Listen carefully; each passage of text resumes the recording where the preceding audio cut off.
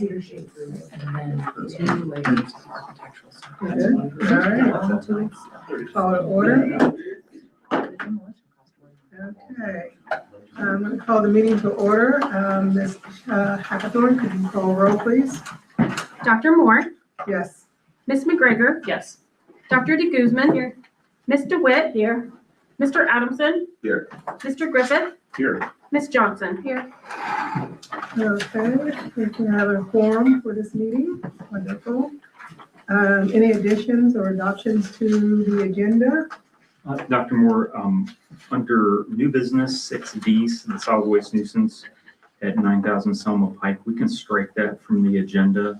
As of a few hours ago, that nuisance was abated. Wonderful. Okay. So can I have a motion and a second to adopt the agenda as presented with this modification? So moved. Second. Okay, can we have a voice vote? All in favor? Aye. Opposed? Same sign? Okay, motion carries. All right, so we are looking for approval of last meetings. Ooh, that's easy for me to get out. Meeting minutes, April 16th. Are there any additions or modifications? Okay, could I have a motion and a second to adopt the minutes? So moved. Second. Okay, all in favor? Aye. Opposed, same sign. Okay, motion carries. All right, so we're at the point for public comments. Aside from Mr. Smith, do we have anyone else? Okay, then we'll have him speak when we get there. Okay, so, Shannon, I already talked to you about that. Thank you very much. Okay. All right, under old business. Okay, construction and demolition debris license. Springfield landfill. Go ahead. So for the Springfield landfill, what we are asking is that you continue to table the 2026 license. Over the past few weeks, we have had some discussions and further discussions with the owner and also his consultant. And at this time, we are asking for the board's approval to submit an intent to approve letter to the Ohio EPA. The letter is requesting an exemption to the requirement for the maximum slope to not exceed 25%, and the Springfield landfill has submitted a slope stability study that's in your packets to support the proposed 33% slope. And the proposed modifications to the facility will be unlikely to present hazard to the environment or the public's health. And then once this letter is signed and submitted to the Ohio EPA, the EPA will review the license application packet, and we anticipate the application to be approved, and we would then bring that forward or back to you guys at the June board meeting. And then we also ask that you allow them to continue to operate under their 2025 license at this time. Okay, we want Mr. Smith to talk at this time. Okay. And I don't know why you haven't went ahead and okayed this, because nothing's changed. Everything's the same. Only thing is, I spent $175,000 so somebody could be satisfied that we was in our limits and we weren't, our hills were stable, and there's nothing else wrong with that place. The only thing was wrong was Ann Compet. I told her we was in our limits. She got kind of mad about it, and she had taken and put all this stuff up. It wasn't nobody but that right there. It's a simple thing. Nothing's going to change out there. I could do my elevations and stuff if everything was okay. But that could have been done back in January, February, March, when we weren't busy. And it's all held up because of one thing, elevations. And I'm getting the same notice every month that it's held up, saying your elevations, we assume your elevations aren't right, okay? I mean, if they're not right, why don't you guys send somebody out there and check them out? Ann was out there for 20 years, 20 some years. And, she done find every month. And, if something was wrong then, she should have said something. And and it would have been corrected the way you guys want it. Well, we've always thought it was 3-1. If it's 4-1, that's just we're out of business, okay? And but, and we talked a lot of things, but I don't think we've thrown any bad water over on anybody. We don't throw trash over on nobody, and we try to put the stuff in the ground that's supposed to be in there. And we haven't done anything wrong. And all of a sudden, this is all brought up like that right there about these licenses and stuff. And they want to fly over every year. That's just money spent for nothing. It's going to be done again in another 5 years. And all this stuff, if it's not right, I got to fix it, or the insurance got to fix it one. It's insured, it's bonded. If something's not right, it will be fixed. I've always did what I said, and I've had a good relationship with the health department and everything. I'm not, like I said, they had dust on the road when I got that place, I paved the road. I water down out there. I try to keep all the dust down I can. We haven't got a lot of people that work out there right now because you can't find anybody. Nobody wants to work. And that's it. That's all I gotta say, but, I spent a heck of a lot of money last year, and it was for nothing at all. Just to satisfy somebody. And I just think it's wrong. So, And, the thing is, it's gotta be 3-1. Okay? And that's it. Is it 3-1? it I is, can't hear very good. 3-1 is what Okay. is being I approved. forget. That's what's being always approved. been. That's Sorry, what's I being didn't approved for interrupt you. Go ahead. Yeah, so the variance is to give you the 3-1. That's what the variance exemption request is. And I didn't see what the things with the license, what he applied for. I know it's been a long time. He's telling me, oh, they're not gonna do this, and all I've done is write checks to them, okay? And then, that place is not a money-making place now. It doesn't do the volume of trash at Rumpke or, IWD or somebody. We're not them. We're small business. So for the board's knowledge, we don't have local regulations. We're enforcing state rules and codes. So it's, Ann has done a great job, and now she's retired. It wasn't just her personal mission on any of these, it's the state law. And that maximum slope of 25% has been in law for a very long time. And so the exemption request, and actually this is the signed letter, I've already signed it. We're gonna send it to EPA tomorrow. It's our intent to approve his license package with their approval of the 33%, that 3-1 slope. So EPA's already said, based on the stability study, we're good with it. It's a variance from the law, and that's why it took time. And so when they get this letter, EPA will go through with their approval, and then we can approve it at the next board meeting in June. That's what I anticipate happening. And Chris, how long will that variance last? Will he have to go back through this every year, or, No, he won't have to go through that variance process, that exemption so process. it's just one and done? Correct. Okay. Right? Now I'm second guessing myself now that you asked the question. The It's a condition- one-time variance request, exemption request. Yep, as long as It we is. maintain those same cross sections, the vertical and the horizontal cross Right. sections. It is. And that is as long as he owns it. And that's what I hesitate. I don't know if a change of ownership does something. I will find that out because I don't know. If you were to sell it, if the exemption goes with him or it goes with the facility, my gut tells me it's with the facility. It's not with the person, so, but I'll find out. Are there any other questions? No, I'd just like to say, like I said, we drug this out for a long time. Nothing's changed. Tell me one thing that's changed out there. It was all because of one person, and that's it. And I talked to EPA 2 months ago, the same guy they had up here. He said he didn't have his guy's name was Aaron, I forget his last name, but he said he didn't have nothing to do with that. He said that Ann Coppett had called him. Is that true? We talk to the EPA regularly.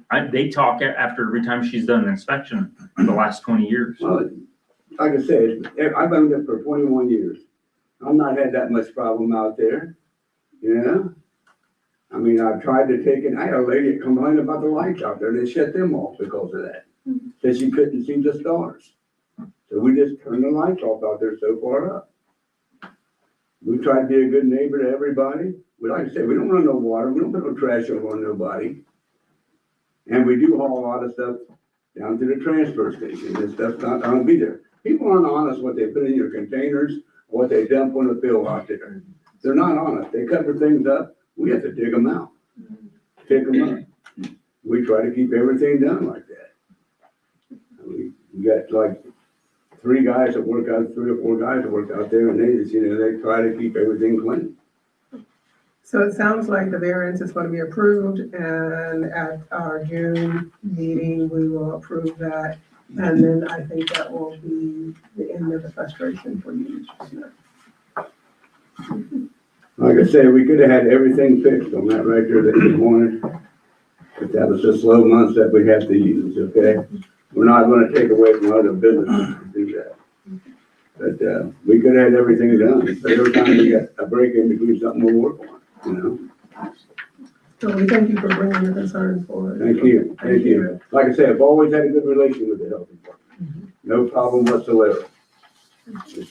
Just always been one person. Is there any further discussion? Okay, Ms. Shannon, Moore. Oh, give me a motion and a second tabling the approval of the 2026 license for the Springfield landfill and approving the submission of, number 1, intent to approve letter for the request slope exemption of the Ohio EPA, and recognize that the Springfield landfill may continue to operate under their existing license until the board takes further action. Can I get a motion in a So second? moved. Second. Okay, any additional discussion? Ms. Hackathorn, roll. Mr. Adamson, Yes. Ms. DeWitt, Yes. Dr. Moore, Yes. Mr. Griffith, Yes. Ms. Johnson. Yes. Dr. DeGuzman. Yes. Ms. McGregor. Yes. Okay, motion carries.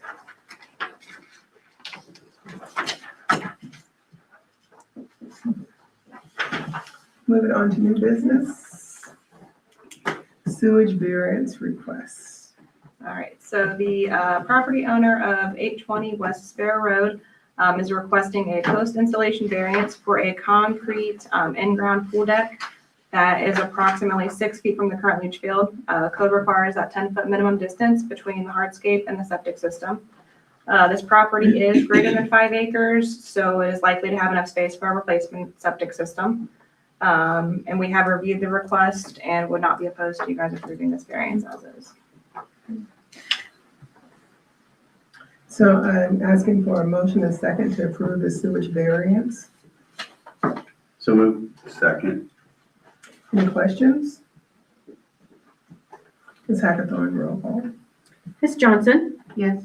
Dr. Moore, Yes. Mr. Adamson, Yes. Ms. McGregor, Yes. Dr. DeGuzman, Yes. Mr. Griffith, Yes. Ms. DeWitt. Yes. Okay. Moving on to the Rumpke Transfer Center application. Yes, all right, so I'm sure you guys have heard about the Rumpke Transfer Center coming to Clark County, but we're getting pretty close. Actually very close for it to being ready to operate. So the transfer facility is the first one that is located in our county. The facility is located at 3580 South Dayton Lakeview Road out in New Carlisle. Up to this point, all the construction approvals and all the permitting has been done through the Ohio EPA. And now the local health department here, we are solely responsible just for the licensing factor and then the compliance inspections annually. And we, once again, like Chris mentioned, we will do those inspections per the Ohio EPA rules. And on Tuesday of this week, myself and a couple others went out to the facility for a tour and a pre-licensing inspection of the facility. And we were able to take some pictures to kind of give you guys an update as to what it is, first of all, and what it looks like. So these are a little out of order, so Yes. you might see like inside, then outside, then Yeah. inside again, so just bear with us. So this is the overhead view. The first building there towards 235 is offices, maintenance center. Back here. Yep. They have their compressed air hookups there in the middle. I believe that's also where the truck wash. The truck wash is next to the actual transfer There we go. station. Yeah. There's the scale, so the trucks would pull in off of 235, go through the scale, and then go all the way to the back of the property. And And there are four overhead doors for the trash trucks to come into, to dump, and then it will be loaded into the trailer, which is at that bay down there. It's tough to see. This is a really large facility. It's tough to really appreciate that from aerial. But like Megan said, along here, these are all compressed natural gas fill-ups. So there's got to be how many hookups? I would estimate there's got to be 50 hookups at least Yeah, for the some are compressed slow natural fill, gas. some are fast fill. So Yeah. it's kind of nice too. But like Megan said, they'll come in off the road here, hit this weigh station, and then go back. We've got some pictures along the back here. The wash area is right here. It's kind of just a lean-to almost. Just for your knowledge, I don't think you mentioned this yet, there's no trash that stays here overnight. It is literally what it sounds like. It's a transfer station. All the little trucks that you see, there's a couple in here, come in here, they dump, and they put them on larger trucks to go to landfills. There's no trash that's stored overnight in any trucks and inside the facility. I've been told by Rumpke staff, and when we've talked to other health departments that have these transfer stations, at the end of the day, it's like there was never trash in there. So I guess I can move on to another couple pictures here. So this is the back side of that. This is the maintenance bays right here, front offices here, and you can see all these natural gas hookups along here for all their trucks. This is inside the transfer station. Point out a couple of things here. This is basically the big dumping floor. This is where the trucks come in, dump it, they sort it, and then you'll see in a moment they dump it over top of this ramp that allows them to fill the large trucks that go to the landfills. I have a close-up of this. I think it's pretty innovative. I'll show you right now. You can see this. It's hard to see, but this is like a nozzle. They have this pretty interesting technology. You'll see it on the outside. It's looks like a cargo container. And what this does, this system has sensors all over it and cameras that it can detect flash points of fire. And it automatically kicks in and the hose moves and just shoots right for this foam right at the fire. Based on the cameras, and it uses radar, and it's with as many lithium batteries that end up in trash now, this is a real thing. They've had facilities catch on fire. And it wasn't a requirement to install this. They've lost our entire facility. They have. But pretty amazing technology. It was really interesting learning about it. So there'll be some other pictures later. Just another picture outside of the compressed natural gas. This wall right here is where they dump over into the large trucks that come in. We have a better picture of it here in a moment. And Megan got me in a picture. This is over top of that large barrier, right? So the larger trucks that go to the landfills, they back down this and they take a loader and dump into the larger trucks from the processing floor. And then they pull right back out. And I jokingly said, I would not be want to be the one backing the truck down there. I tell you, these trucks are big, and there's not a lot of buffer you can see on either side of that door. But pretty amazing. One thing I'll point out here too is you see this drain. They do capture all of the leachate, anything that's coming off, and all of that then goes to an oil water separator that we have a picture of, and then it goes in process to the sanitary sewer.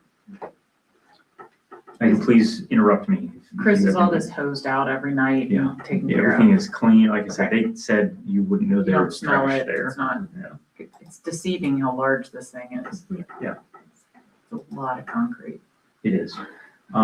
This is that truck wash area where they can pull in and wash trucks or do whatever they need to. I'll skip And through a that couple. wash of bay these. is actually right where the oil separator. Yeah, it's on the other is. side. Yeah, I think I got a picture of it here in a moment. This is the outside of that transfer facility here. Let's see. There's a little bit more of a close-up of, see if we can zoom in a little bit. The nozzle. And you can see the cameras on it. There's several cameras above it too. Just amazing technology.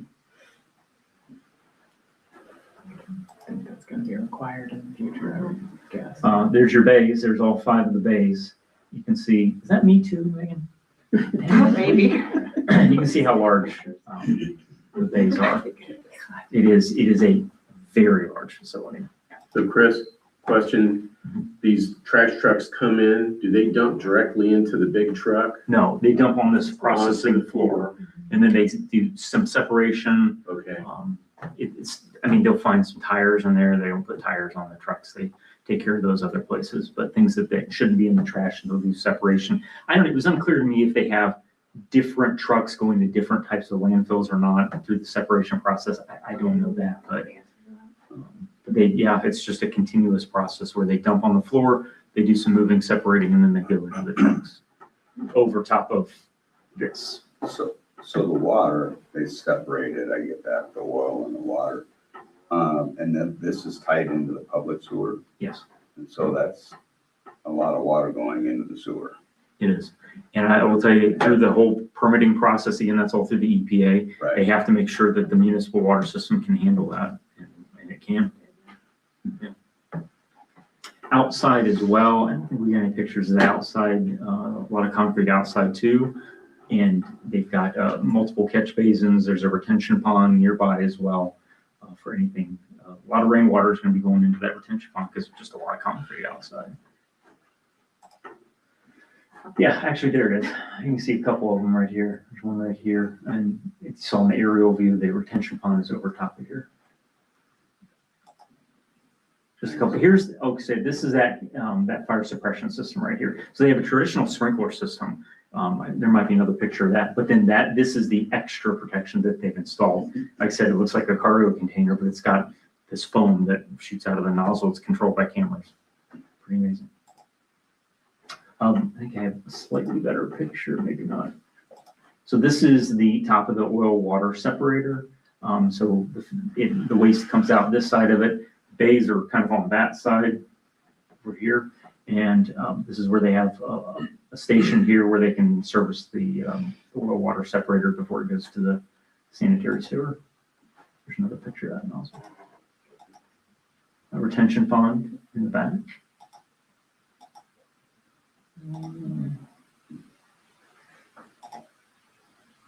Just a couple of different views of the inside here.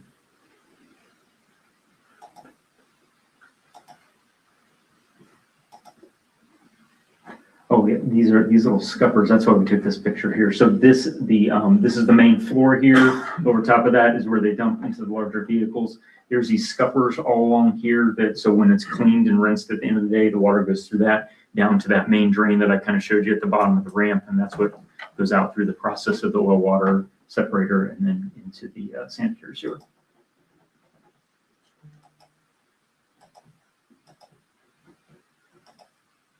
And that's the last picture. Does it identify recyclable items versus trash? He doesn't recycle. No, so all these trucks are like solid waste trucks. None of them are, they didn't mention anything about that. I think you might be right, Cameron. I don't think they do. We've looked for people who would recycle, and none of them do anymore. Did I miss anything? Anything you want to add?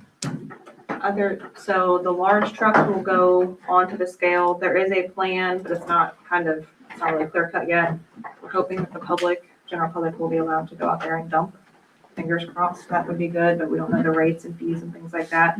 But they do have a plan to kind of divert the traffic so the commercial trash trucks aren't in the, but they have plenty of Little car. space. Yes, exactly. So that's also exciting for us here to be able to, when we get calls about people cleaning out someone's garage or things like that, we can tell them, we'll have one 25 minutes down the road. So that's exciting, so. How many trucks will they have go through there a day? Oh, gosh. I don't think I heard a number. We have to have a lot. And ODOT is also making them put in you can see that picture, a turn lane, switch, so that'll help too. That's really the last thing I think that they're waiting on, I said. Yeah, when we went out there Tuesday, they were Paving. paving. Is that part of them that's next door? Where, here? Yeah, No, That's the old footprint of, what was there prior. I don't know, I They just see said it. it on They like did, it goes and I can't over remember what the- it was. Um, The answer is no, but I can't remember. I got a picture on it because I asked. I can't remember. It was a storage facility, There we go, yes. like a pod storage facility. Yeah. Yeah, that's what it was. The annual license fee of $750, if this is the first facility of this kind in the county, where does that number come from? The Ohio Revised Code. It's set in state law. That's a good question. Okay, I would like to have a motion and second to approve the license application of solid waste transfer facility. After we have the following conditions that must be satisfied, A through F, as you see on your report. And hereby authorizing the health commissioner to issue the license upon satisfactory compliance with the conditions outlined in this resolution. So moved. Second, Could I have the vote, please? Dr. Moore, Yes. Mr. Adamson, yes. Dr. DeGuzman, Yes. Ms. McGregor, Yes. Ms. DeWitt, Yes. Mr. Griffith, Yes. Ms. Johnson. Yes. Okay, motion carries. Okay, we have City of Springfield resolution support. Yes, thank you. So I mentioned at the last meeting, last month, that the city commission is looking to pass enhancements to the existing tobacco retailer license ordinance that they have for the city of Springfield.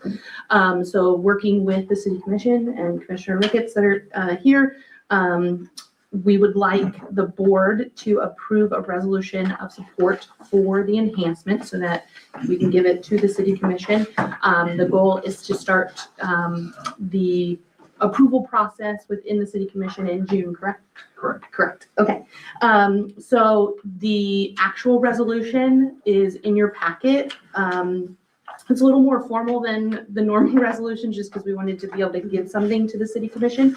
But the big three main enhancements or changes to the current ordinance that we are supporting are increasing the annual license fee to $300, establishing a minimum proximity distance requirement of 1,000 feet between licensed tobacco retailers and youth-oriented facilities.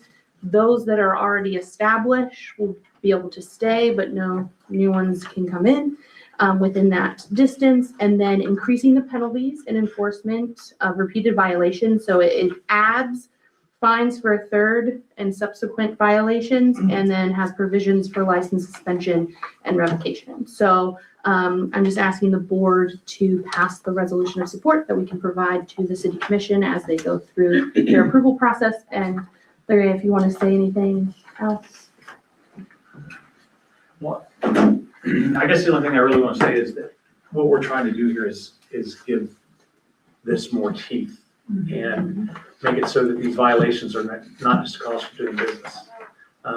And we want to be able to give the health department, who issues the licenses, and everything, the laws that they need to do this.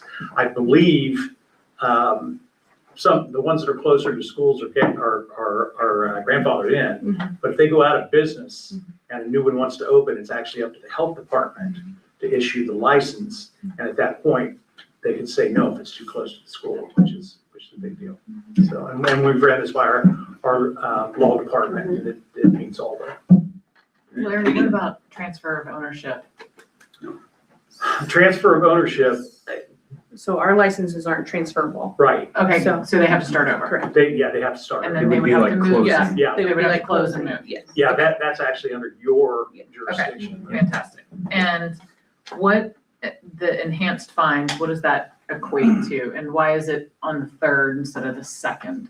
Oh, believe me, I wouldn't put it on the first. I understand, But our law department looked at other similar. similar laws across the state, and this is pretty much falls in line. Okay, I actually wanted to, if it was up to me, You We know, could make it a lot costs of you- money on It costs that. you $1,000 to even get Be a your revenue permit, source. and then, but that, we went with, not what I wanted, but what we could What you could get done. comfortably do and not, because don't forget, this doesn't just apply to smoke shops.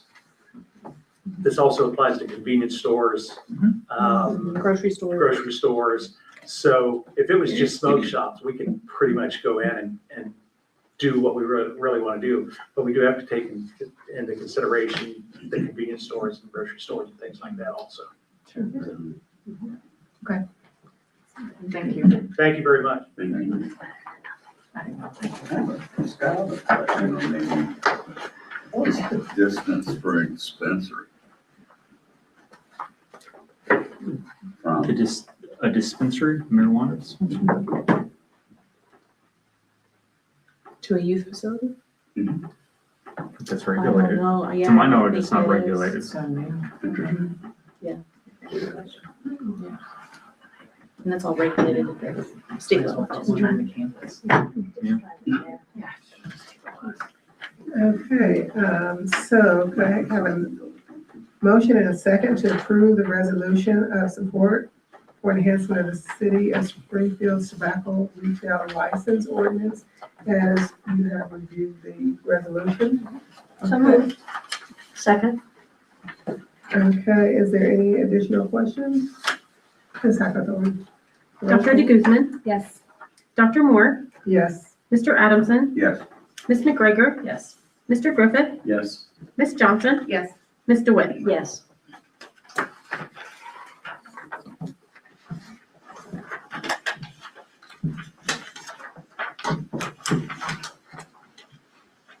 Okay.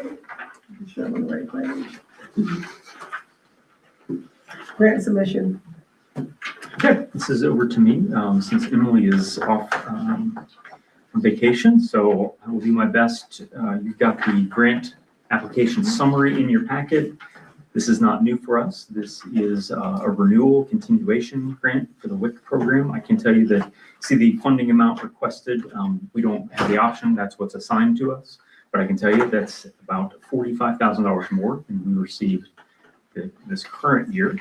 The WIC program is one of those programs that I have always held very close, as not only beneficial from a benefit standpoint for our most vulnerable in our community, but also it teaches them something. They get the nutrition education, they get pointers for their kiddos, meals, things like that. It's a very good program. We want to be able to continue it into the next year. You might ask, what are you going to do with that extra $45,000, Chris? And great question. Thanks for asking it. The answer is we would like to write into the grant a part-time, wouldn't be able to get a full-time person for this, a health professional. So a dietitian to give us a little extra capacity. As you will hear in my report on WIC later, we are under, for the first time in a very long time, consistently under the 10-day requirements to get new certifications in. So someone's new, wants to make a new appointment, new certification for themselves or their kiddo, we're getting them in less than 10 days. And we've been maintaining that for at least 6 months now, which hasn't been done for a while. But we feel like we can grow a little bit and add a little extra capacity and access by another part-time health professional, an RVLD or a diet tech. So that's what we're gonna do with the extra money. Any questions about the WIC grant for the next year? You're pre-approving this one. This grant wouldn't start till October, but we have to submit it by, I think it's the second week of June. I'd like to have a motion and second to authorize the health commissioner to do all things necessary, including submitting the grant application for WIC. So moved. Second. Any questions? Ms. Hackathorn, roll call. Ms. DeWitt? Yes. Mr. Adamson? yes, Ms. McGregor? Yes. Dr. DeGuzman? Yes. Mr. Griffith? Yes. Dr. Moore? Yes. Ms. Johnson? Yes. Okay, motion carries. Pulmonology contract. So our longtime pulmonologist consultant, primarily for TB cases, Dr. Bashir is retiring and moving away. And so he was very gracious to recommend a replacement. Isn't that always great when you get somebody to say, hey, here's the next in line. So Dr. Ranganwala, we met with him, I guess that was, when did we meet? Last week? Last week. End of last week? Yeah. Sat in this room and talked to him. He had some questions about the program. I think he's going to be a great addition to our TB control program in that consultative role as a pulmonologist. Contracts in your packets, pretty much in line with our previous contract. I'll be happy to entertain any questions about it. Okay. I'm asking for a motion and a second to approve the contract with Dr. Mola. So moved. Second. Any questions? Ms. Hackethorn, roll call please. Ms. DeWitt, Yes. Mr. Adamson, Yes. Ms. Johnson, Yes. Dr. DeGuzman, Yes. Dr. Moore, Yes. Mr. Griffith, Yes. Ms. McGregor. Yes. Personnel policy updates. Couple of pretty brief updates. The guts of it are in the first 3 pages. The 4th page really is just the renumbering that happens when you make a change to a policy. I'd like to turn the track changes on here so you can see exactly what we're doing. On the first page under 4.7 reimbursement of expenses, we have moved to number 2 into our other section, which we'll get to here in a moment, section 9.16. So you'll find that language that employees should try to use one of our county vehicles first. We've moved it into 9.16. And then also on that page, wearing seat belts. Don't get me wrong, I'm not saying we shouldn't wear seat belts. It's actually already in the policy under 9.16. It was a duplication, so we removed it from there. It's really more along the lines of operating our vehicles rather than reimbursement of expenses. It makes more sense to just have it there. If you go to page 2, one little change here where it said an employee who chooses to use their own vehicle for an out-of-state trip, we're going to change it to you got to get approval first to use your own vehicle for an out-of-state trip. Page 3 is really the meat and potatoes of it. And it's kind of common sense, but we decided to put it into a policy. We had a couple little issues over the last year. We wanted to make sure it was firmed up in our policy. Letter C, which is new, basically says you need to use one of our agency vehicles unless your director approves otherwise. And that's really kind of the guts of that section right there. Letter D, new letter D, is basically says you got to carpool when you can. So again, very plain language, basic ways to say use our vehicles and carpool when you can, unless otherwise approved by your director. And like I said, page 4 is just renumbering. There's no changes in there. So happy to answer any questions that you might have. I'd like to have a motion and a second to approve the updates to the personnel policy as presented. So moved. Second. Any questions? Ms. Hackethorn? Mr. Adamson, Yes. Ms. McGregor, Yes. Dr. DeGuzman, Yes. Mr. Griffith, Yes. Ms. DeWitt, Yes. Ms. Johnson, Yes. Dr. Moore. Yes. Mileage rate adjustment. So while we're on the topic of traveling, I don't know how you feel about gas prices right now, but this is actually something that Gracie and Jeff and I started talking about a couple months ago, I think. But what you've got in your packet is a proposal to increase our mileage reimbursement rate, which is currently set at, this is for personal vehicle use, 0.58 cents per mile to the current IRS rate, which is 0.725 cents per mile. We're proposing this change to become effective June 1st. And what I included in here was an example of what's going on around us, right? So we've got all the surrounding counties that kind of touch Clark County, starting with us right there at 0.58 per mile. You can see the next few green, Montgomery, Miami, Shelby, and Champaign are all at that 72.5 cents per mile driven, which is the IRS rate. You've got Madison, neighbor to the east, at 0.58 right now. Fayette is just their local number of 60 cents, which they recently changed from 58 cents to 60 cents. And then Union County is also at 0.58. So the majority of the folks around us are at the IRS rate. So a couple of notes I put in the document that's in your packet about grant limitations. So all of our state and federal grants that have a maximum mileage rate reimbursement written into it, they're at the OBM rate, Ohio OBM rate, which is the 58 cents a mile. That's why we've been at that rate. We can't, even if the board sets it as higher for our agency, we can't charge the grant beyond what they set it. Most of them are at 58 cents a mile. And so we have to cover the difference, which is 0.145 cents per mile for those folks that are paid on those grants. So the budget impact, that's where you see it right here. In 2025, we drove a little over 52,000 miles on our personal vehicles here and with reimbursements for a total reimbursement of a little over $30,000 last year. Had we had the rate of 72.5 cents a mile last year, that would have been about $38,000 for a difference of about $7,500. So that's what would have cost us last year if our rate had been higher at the IRS rate. Of that, a little over $1,000 would have been supplemented from the general fund for those grants that can't pay above the 58 cents a mile. So we think it's time to move to the 72.5 cents per mile. We know about what it's going to cost us, about $7,000, $8,000 more a year if we drive at the same rate this year as we did last year. Jeff, did I leave anything out? No, I think you did all the highlights.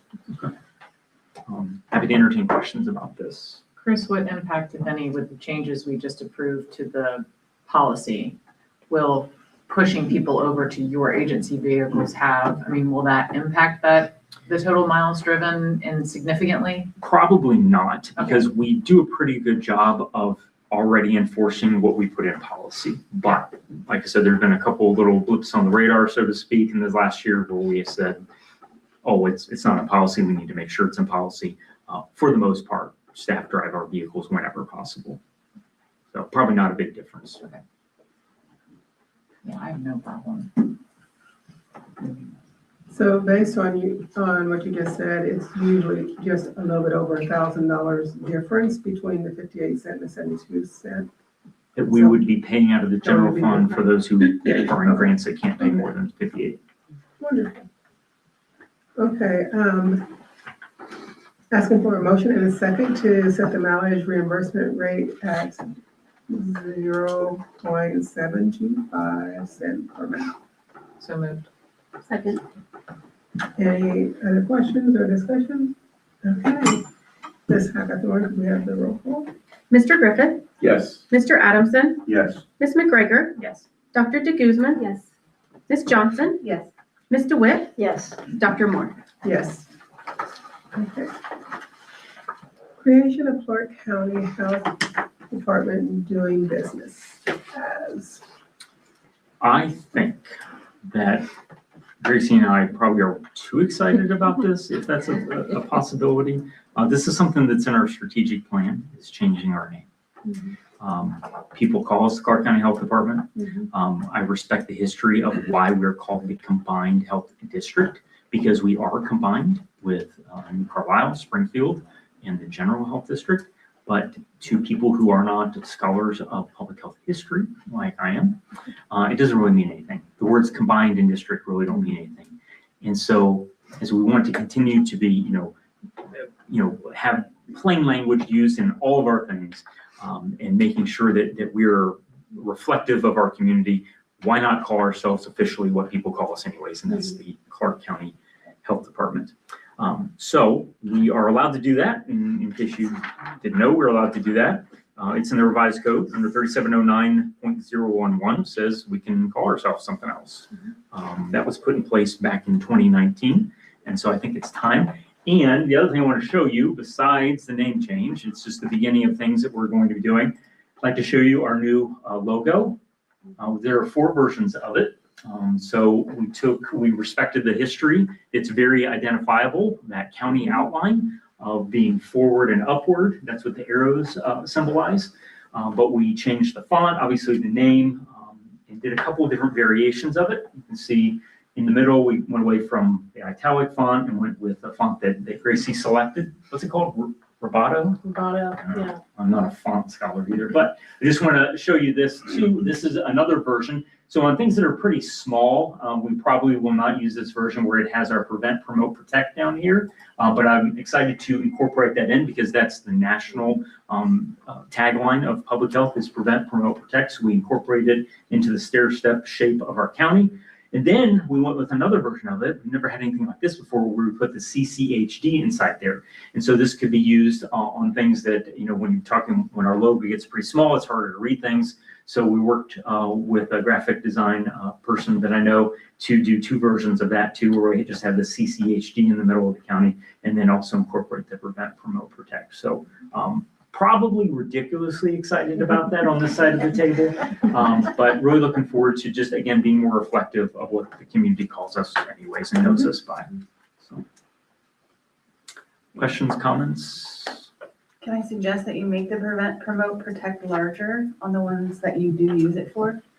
Because it looks like part of the line. It does, and so we did a couple of trials with it bigger, and it kind of looked a little strange because it's way bigger than the line. I don't have the version that they did for us handy, but I'd be happy to show you it. And that's why we had versions without that in there, because if we get something too small, it will look as part of the line. But if we have something large, Like a tablecloth or Yeah, something. that's the intent, is probably to put that one on a tablecloth that we have here. Yeah. Or here, yeah. It's time. It's time. It's time. And so we, Gracie and I are coming up with a phased-in approach to updating things. We're not going to be able to update everything all at once when it comes to logo on doors and cars and all that good stuff, because it's pretty costly to do that. Shirts. So I will tell you, one of the first things that staff asks is, does that mean we can't wear these shirts anymore? Of course not. No, we're not going to do that. But we're gonna target, in phase one, we'll come to you and say, this is what we want to do in phase one. And the first thing is probably on the doors. Pretty easy to do. And then we'll start, we started looking like, man, our logo is like everywhere. It's on Really everything. like to put it on. Yeah, we do, which is good. But yeah, this will just be a phased-in approach. We're gonna have letterhead too. We do have, I would say, an almost final version of our letterhead as well. That's gonna be new, but little things like that we can do very quickly. Letterhead, we don't pre-print a lot of letterhead, and pretty much print on it as part of the Word document, but other things will take a little bit of time to make the changes. So we're excited about it. Website should be pretty easy to do. So Dr. Thompson asked about the website. Oh, yeah. Oh, thank you for bringing that up. So we, this was in motion about a year ago to move us to a different website domain. So as most of you know, it's, maybe you don't know, ccchd.com. A lot of C's. People leave C's out all the time, throw in extra ones. Don't put .com, put .gov, .org, all kinds of things. This has been an issue for a while. We've been talking about it. So we did get a grant to actually move to a .gov. There's been a push to get people to move to .govs and for cybersecurity, things like that. So we are going to be rolling out clarkhealthohio.gov is going to be our new domain. We tried for something that was shorter and easier, but the requirements for a .gov, you have to have Ohio in there. There were some things that were already taken. So they gave us a list of possibilities with the .govs. And that was the best one that we could pick. clarkhealthohio.gov is what we're going to be. It wasn't at the top of my list, but the ones that I wanted, they said, no, it doesn't meet the requirements for geographical location, or they were taken. So good question. Okay, I have a motion and a second to create a new doing business as and adopt the agency's common title as Clark County Health Department. For a second. Okay. All right, any additional questions? All right, Ms. Hockenhorn. Dr. DeGuzman? Yes. Ms. Johnson? Yes. Mr. Adamson? Yes. Dr. Moore? Yes. Ms. DeWitt? Yes. Mr. Griffith? Yes. Ms. McGregor? Yes. Okay. Staffing changes. Thank you. We had some exciting new hires in environmental and a promotion in nursing, and then sadly a resignation and a retirement that we'll bring back to share. I think Megan and Cheyenne will share more about those in their reports. I just want to highlight, it was in the packet a month, A couple weeks ago, yeah. Maybe a 2 month months ago, or probably. two ago about Sandy Miller retiring. Mhm. Just wanted to underscore that there's a lot of knowledge and experience going out the door, but definitely wish Sandy happiness in her retirement. Want to let you know too, we're having a small celebration for her, for the staff in this room tomorrow. If you are floating by between 1 and 4, you're welcome to stop by and wish her well. Some light refreshments. And so 1 to 4 tomorrow, right here. No, what is it? 2 to 4. 2 to 4. 2 to 4. Okay. 2 to 4. It's on my calendar. 1 to 4. Whoops. It's fair. Yeah. There you go. I'm by myself for a minute. So, yeah, Sandy's done a lot, not only for us as an agency, but done a lot with the Medical Reserve Corps. As all of you know, she was instrumental, especially during our COVID vaccine clinics, of engaging with those folks that wanted to volunteer. So just wish her well.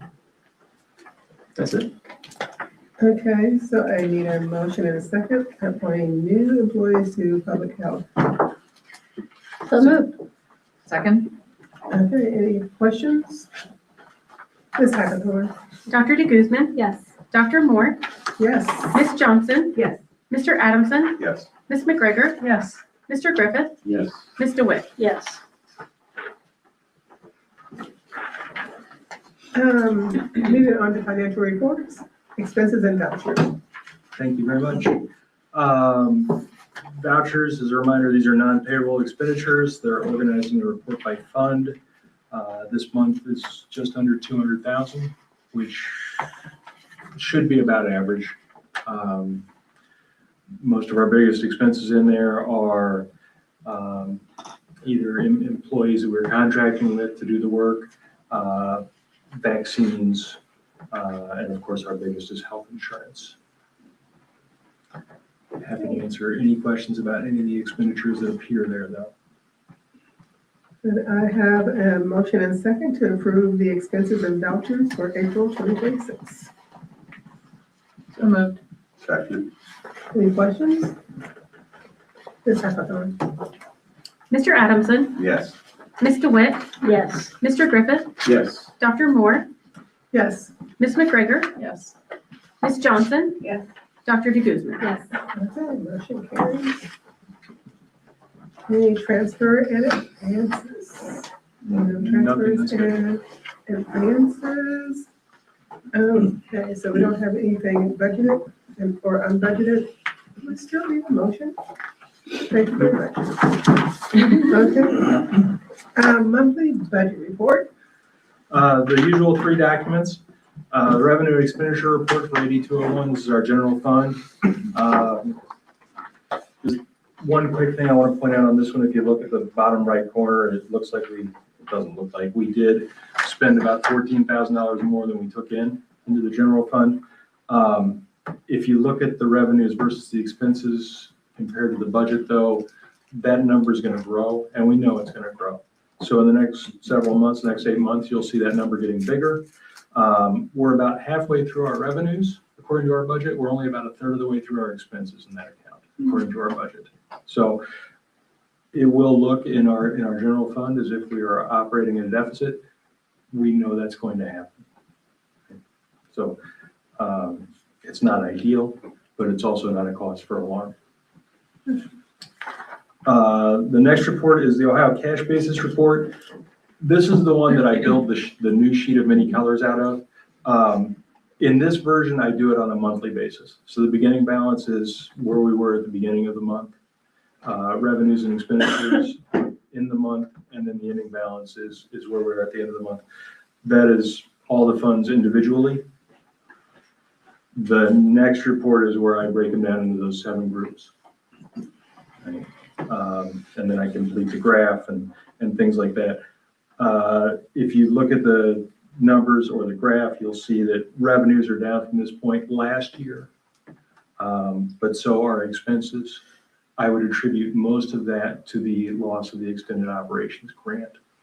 We had about 3 months of funding and spending from that grant last year. We do not have that this year. The only other thing I would say about that one, as I plan to do every month, I netted out the transfers and advances. So it looks like, if you don't net them out, it looks like we've spent and made $1 million more in each area. By netting them out, you get a more true representation of where you are. So that 8201 in new cash balance, we don't truly have that in there because we moved some money out of transfers and advances.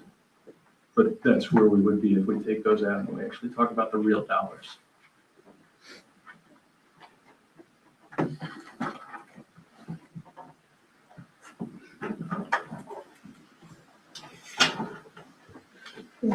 Questions? Thank you very much. Appreciate that. The public health reports, Ms. Davis. All right, good evening, Kim. So EH World is as busy as we have been. We're still staying afloat. This week alone, we worked closely with a lot of our community partners out in the field. It's kind of been a little hectic, but I am happy to say that we are fully staffed over in EH. So we had a new hire start on the 11th. Her name is Jennifer Gerald, so we now have 3 Jennifers in our department, so when in doubt, it's probably Jennifer. So she came to us, she does have her credentials, she is an SIT, so in training, and she does have a few months of experience from another local county. So we're excited that we were able to hire her. She is jumping right into training, boots on the ground, so she's doing great. Another quick update, back on May 8th, we did receive the results from the Ohio EPA Solid Waste Survey, and we were approved to continue to facilitate that solid waste program here at the Health District. And then lastly, we are preparing for the ODA Food Survey, which is June 1st. So it's coming. So, but we're doing good. Okay. Any questions for Rita? Thank you very much. Nursing and clinics, Ms. Taylor. Yeah, so in nursing, we are not fully staffed. We have 2 open positions right now. I did just fill our full-time immunization position. She's going to start on June 1st, so I'm excited about that. But with Sandy leaving, and Sandy has been with us since 1998, so she's 26 years she's been with us, so it is definitely a loss. But we do wish her a very happy retirement and hopefully a lot of camping. But in her place, Tara Wagner is going to be promoted to nursing supervisor. Tara is awesome. She came right at the height of COVID when we were over at Penny's. And it was just kind of timing, but she's just so dependable and she's so good at what she does that within 6 months, she was running as a pod manager there when Hattie, the old immunization supervisor, had to step out. So she's going to do great in that role. And yeah, I think that's it. So hopefully we get the 2 more nurses in here and get fully back up to staff.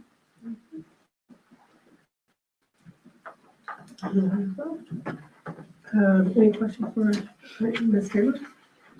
Okay, thank you very much. Ms. Lambert, retail. Thank you. The Department of Children and Youth is providing Clark County an opportunity to distribute 50 more pack and plays than our normal allotment, which is kind of nice.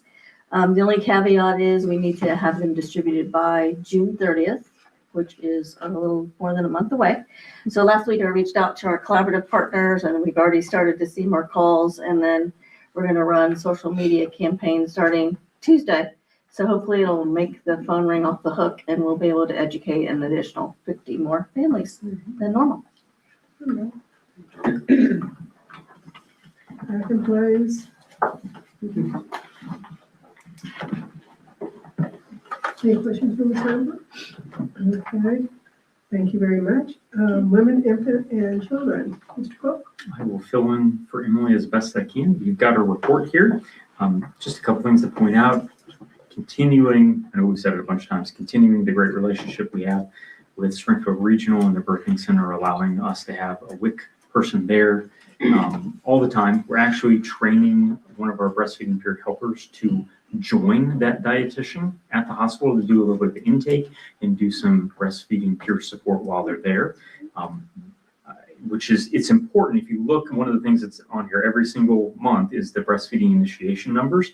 And if we were to put this on a graph, you can see there is a positive trend going from fiscal year 16 over the last 10 years to 26. We've gone from 58% to 68% in breastfeeding initiation rates here in Clark County. I'm sorry, that's the state average, but we've done better from 46 to 62 here in Clark.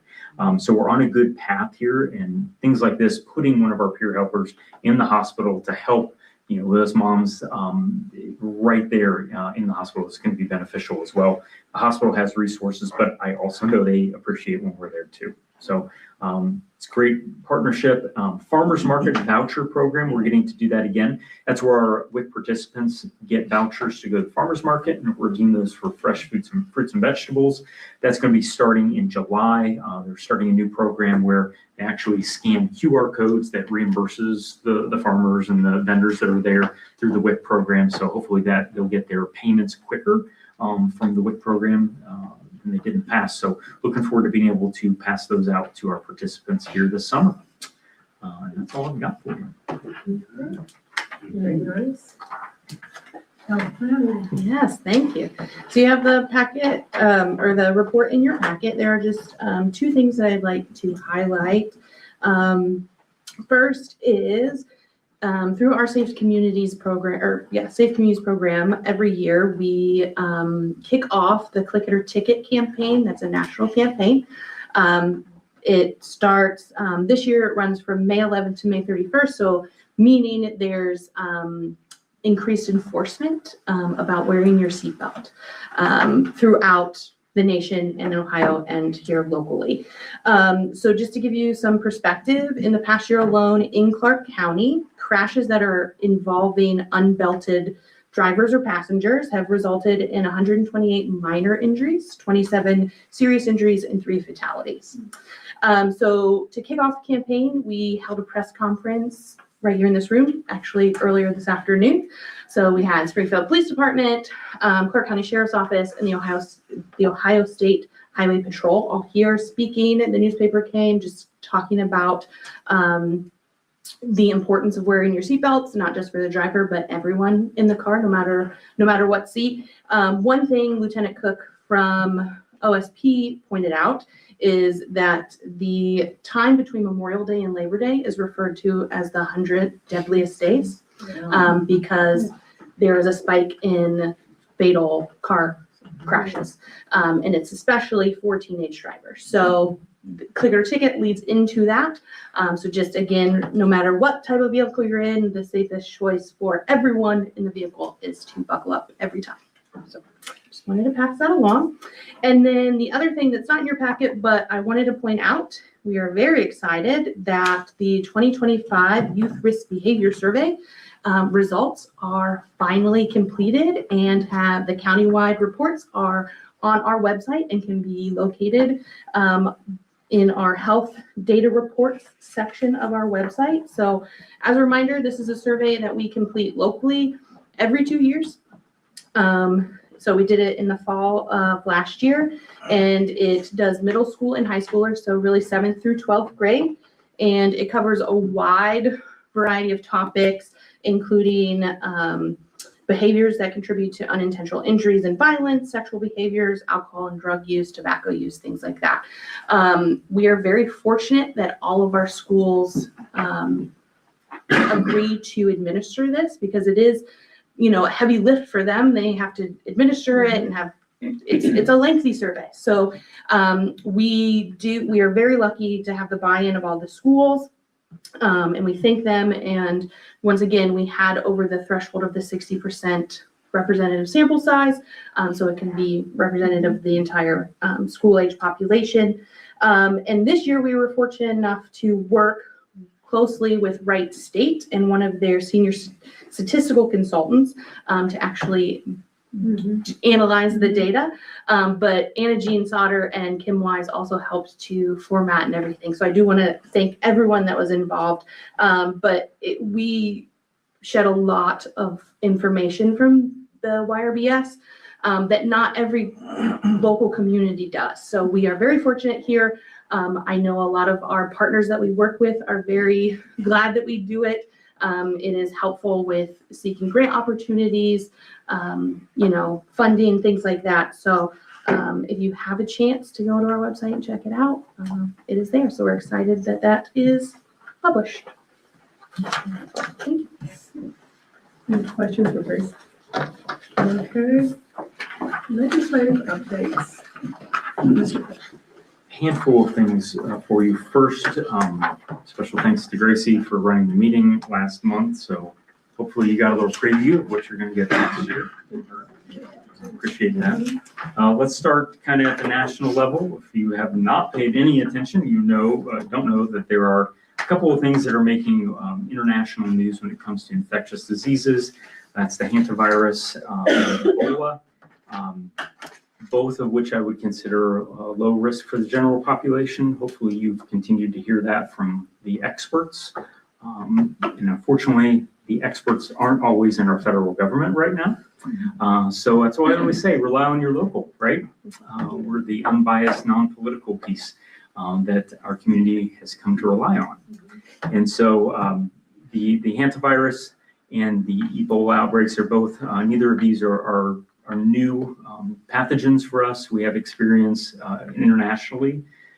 The only thing that I'm concerned about is with our withdrawal from the WHO, the CDC's withdrawal, making sure that we are on the front lines and contributing, and not only contributing, but receiving information back. I know that the folks that have made it through the cuts at the CDC are very passionate about what they do. So that's what's giving me hope at this point, that we still have good people at the CDC. But we're watching that locally very closely. And again, we're the reliable fact voice here in Clark County for our residents. And we'll continue to be that. In that realm of other things that you hear about nationally, I want to tell you that we are planning with our schools a tabletop exercise for measles with our schools. I believe this is the first time it's ever been done here.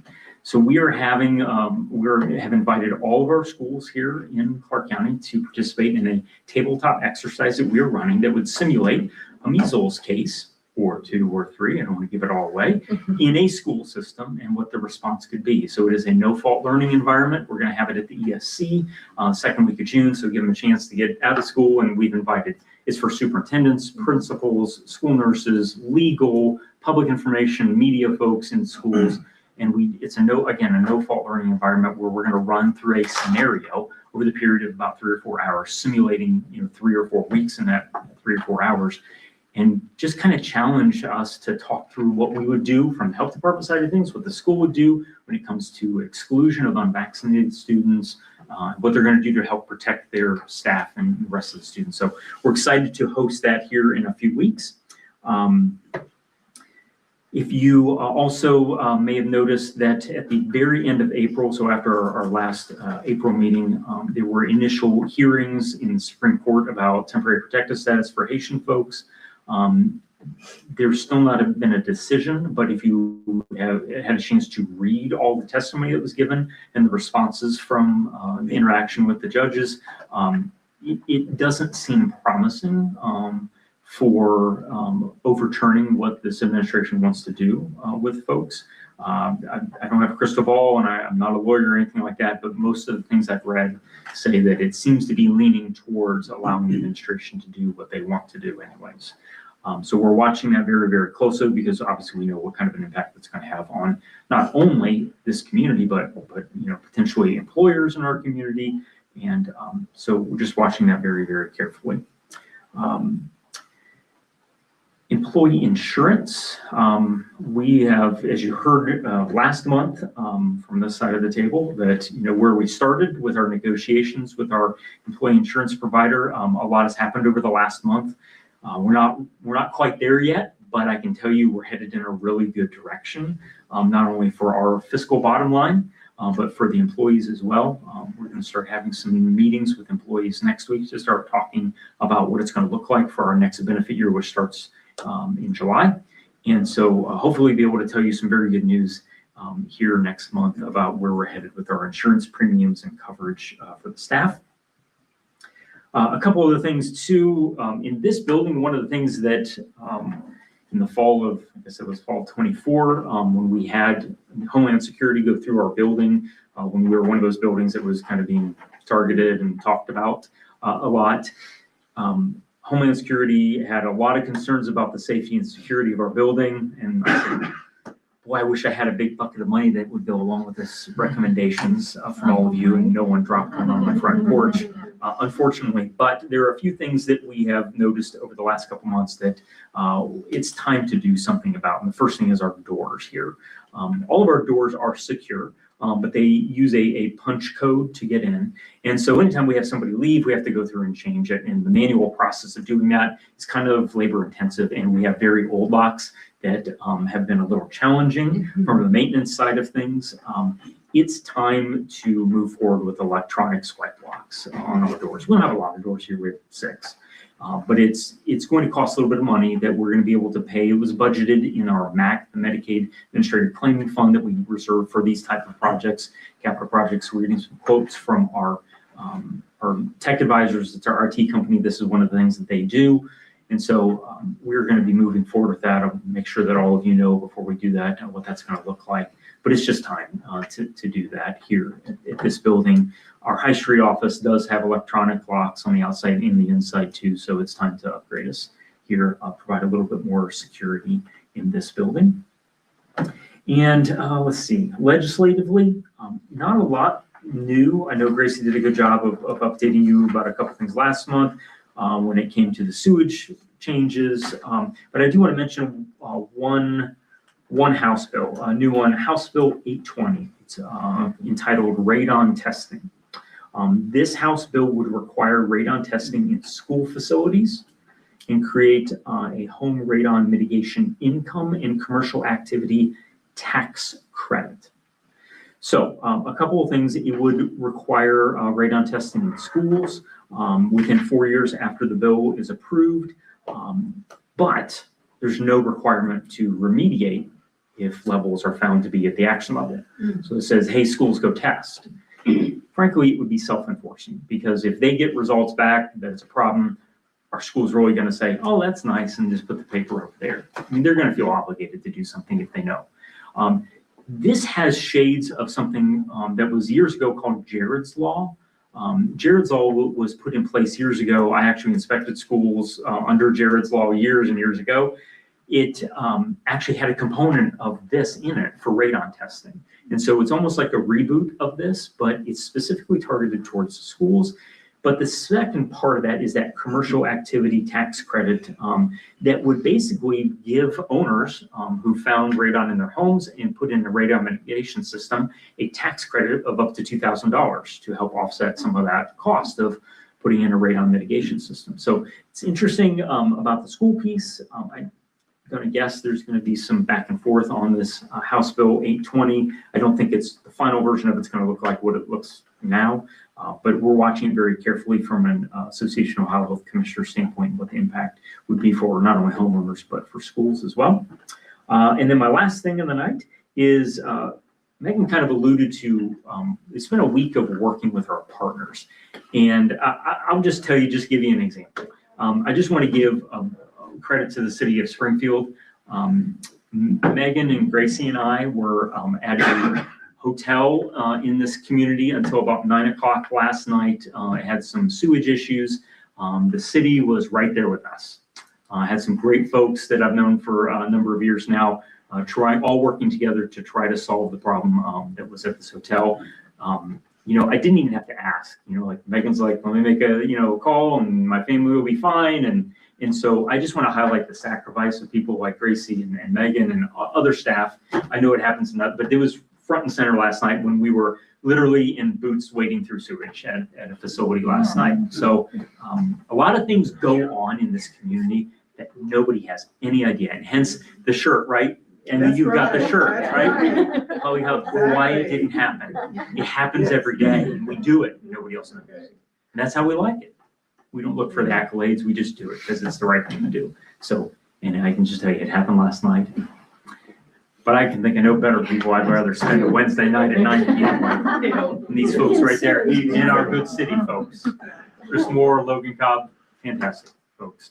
In the fire department, police, everybody was there last night. Good folks. So that's it. Is it? What? Is that it? That's it. Yeah. Did you want more? I mean, I could come up with something. New business.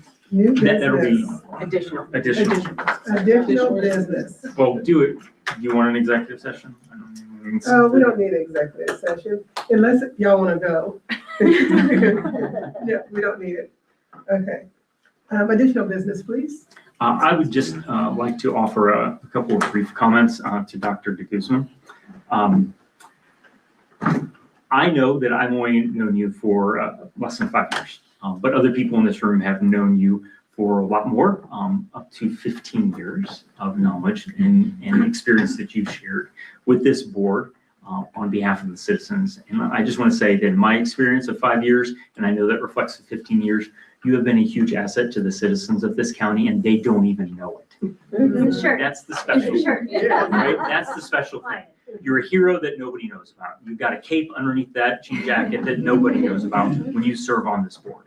And so I just want to thank you personally. I know the rest of the folks on this side of the table want to thank you for your 15 years of service on this board. As a small token of our appreciation, I want to present this award to you. Get out. I'll let you take it. Thank you. Oh, it's gorgeous. Oh, It is gorgeous. I know it was a difficult decision for you to decide it's time to do something else. And I know your heart will always be with public health here.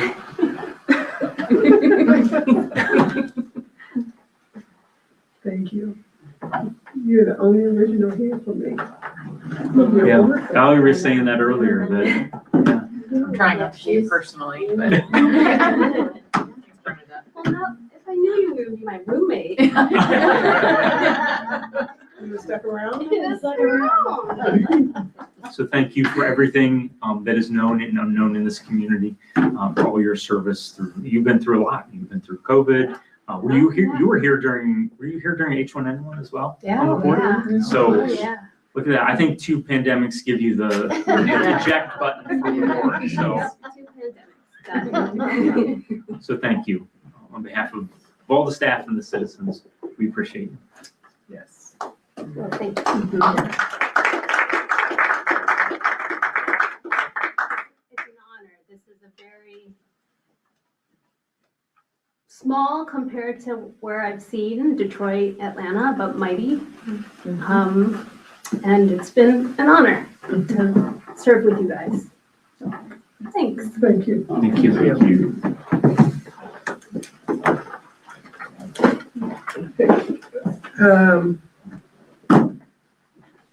I'm very sad. I'm very sad and stuff because I was like, I learned so much from you, so I really do appreciate you being here when I start, so I don't want to feel like an orphan. I do have a new family. Okay, thank you. So our next regular meeting is going to be on June 18th. Here at the Health Department at 6 p.m. And Clark County Health Department. Clark County Health Department. So can I have a motion to adjourn? I'll make that motion. You're- I'll second. Okay. Any questions about adjourning? Okay, could I have a vote? All in favor? Aye. All opposed? Oh, I forgot to show this.